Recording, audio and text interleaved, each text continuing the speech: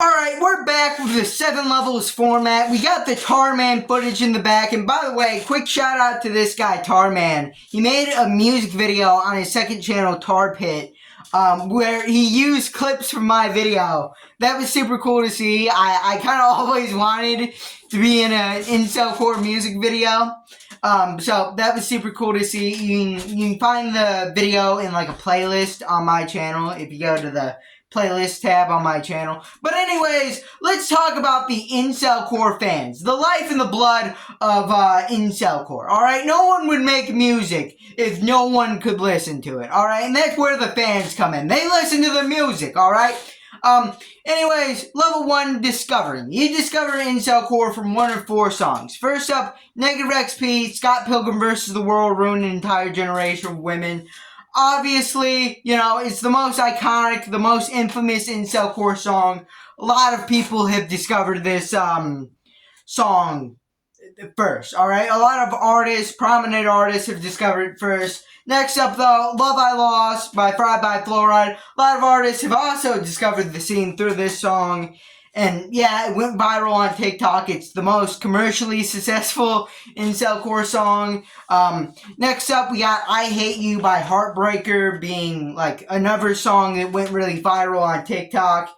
Again, getting a lot of views, getting a lot of publicity. And the fourth one may come as a bit of a surprise, but I'm actually going to say The Joke Isn't Funny When You're the Punchline by Death Tech is another song that is kind of a gateway into incelcore. And if you know, you know. Turkey Tom, a pretty popular YouTuber, basically used this song as his outro for a while. So it's extremely possible that a lot of people discovered incelcore through that. Now, getting on to level 2. This is where you start advancing. You start becoming an actual fan. At this point, you've probably discovered the full-on Big 4, Neat and Crush Socks, plus Heartbreaker and Fried by Fluoride, which you've already probably seen at this point. You've probably also discovered Jezebel Galorably. You even discovered all these people through them having featured on Fried by Fluoride's albums, or featured on Death Tech and Heartbreaker's albums, or you just like scroll down to the bottom of the Heartbreaker page and found all these artists recommended to you. But level 3, after that, yeah, level 2 is kind of a shorter level. It's just like genuinely like expanding slightly. Level 3 though, we got a lot of expansion, alright? At this point, you're starting to, you really liked what you're hearing from these like 8 artists you've heard from so far, and you want to expand it to like 15 incelcore artists you're listening to. So at this point, you probably found Loser64, you found Maniac, you probably even found Tars Bomba, maybe. You maybe even found Cameron Flodge through his connections with Fried by Fluoride and, you know, how, like, influential he was in the early days. So you may have found him. You're basically the king of the mainstream. Any, like, artist that's, like, above 30K, you're probably listening to them. Alright? But, kind of in between level 3 and level 4, you start looking up information about incelcore. You start looking at videos made about incelcore. Hi. You start looking at interviews, music videos. You go through all the works. And you discover the eCell podcast, or some other podcast, some other interview show. And you discover, hey, there's a lot more guys here. You start hearing them mention names that you haven't heard of. People like Mango Red and Rick Reese and who's another? Not Okay Ghost. All right, that's another good one. Okay, and at this point you transition to level 4, discovering the underground. Now, these people they're kind of the mainstream of the underground, which, you know, it's kind of like heavy quotations around mainstream.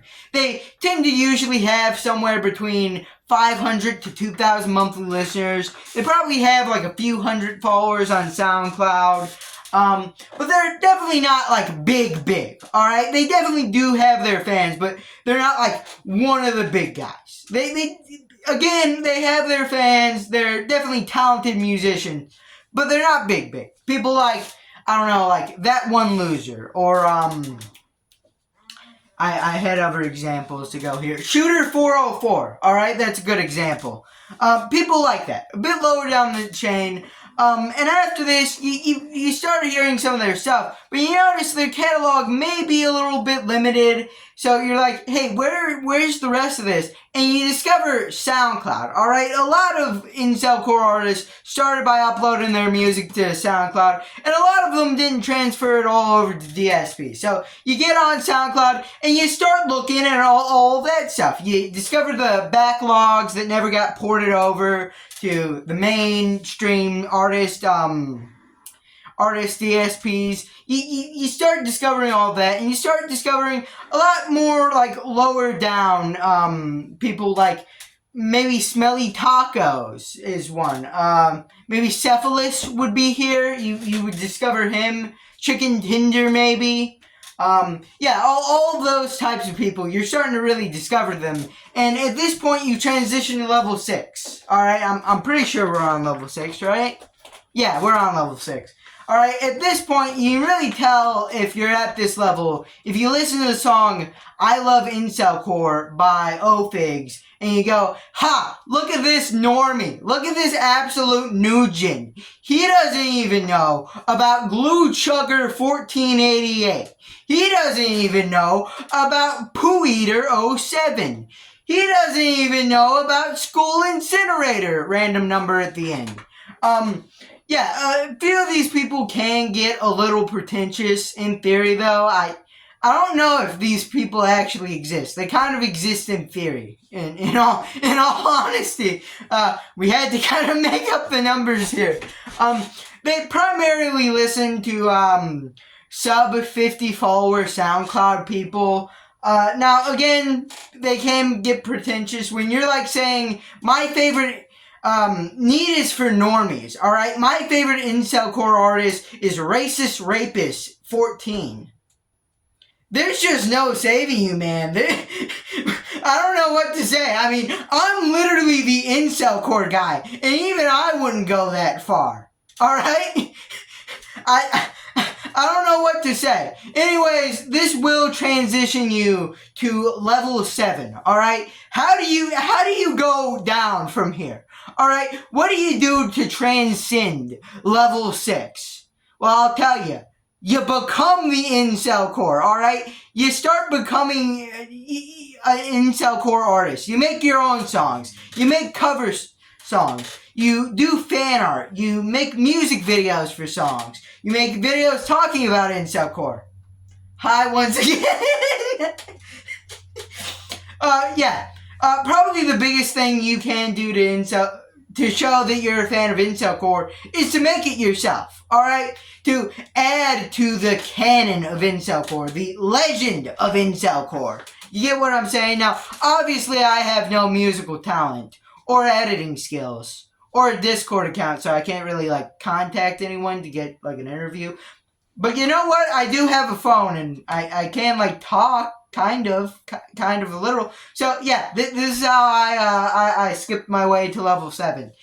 Anyways, yeah, that's the video. Little housekeeping before we're done. The album review series is canceled. I know I talked about not wanting to do steak fry album reviews. I don't want to do album reviews in general anymore. Like, genuinely, those videos were getting tedious. I didn't like making them. I felt like the end product wasn't really that good. There were a lot of songs on the albums, which, by the way, if you don't know, I was reviewing every single song off an album. And, you know, a lot of those songs on those albums, I didn't have anything to say about. So, if album reviews do come back, which they may, alright, they probably will, in fact. They probably won't be track-by-track reviews. They'll be more like overviews, and I'll only really talk about songs I have a lot to say about. But anyways, that concludes the video. What level of incelcore fan are you? Alright, level 1, 2, 3, 4, 5, 6, 7. Tell me in the comments down below. Also, while you're down there, like and subscribe, and bye!